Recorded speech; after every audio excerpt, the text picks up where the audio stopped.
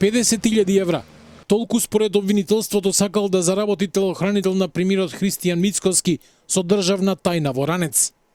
Ангел Самараков, полициски службеник од Велес и член на обезбедувањето на премиерот, е уапсен под сомнение за оддавање службена тајна. Апсењето е дел од акцијата на обвинителството за организиран криминал во координација со МВР.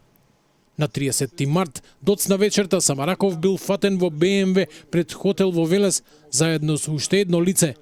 Во возилото, Ранец полн со службени документи од МВР, кои според обвинителството ги покажувал на трети лица. За се тоа, барал пари.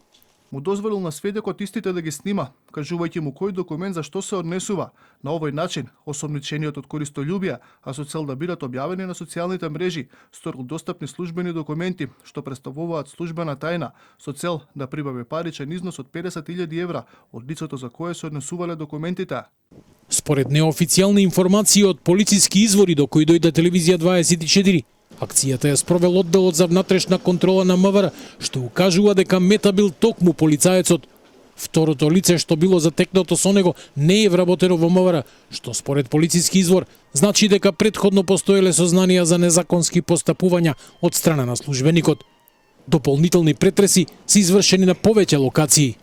При извршен претрес во возилото, пронајден на Ранец со службени материјали од МВР и од лицата се одземени мобилни телефони, пошто се лишени од слобода.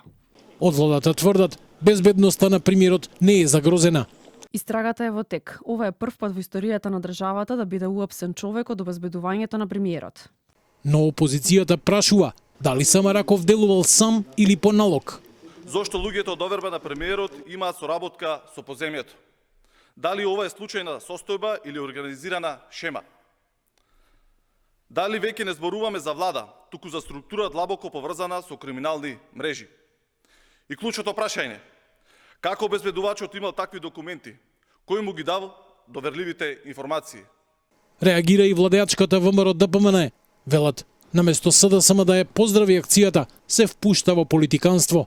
На СДС не му сметаше тоа што Дуи владееше со улиците во Скопје и што заедно со мафијашките кланови кои сега се зад решетки хара и уништува животи низ главниот град преку рекети, дрога, убиства и лихва. Тогаш СДС молчеше и соработуваше со нив, но сега им смета тоа што се апсат сите кои несовесно се однесуваат во службата.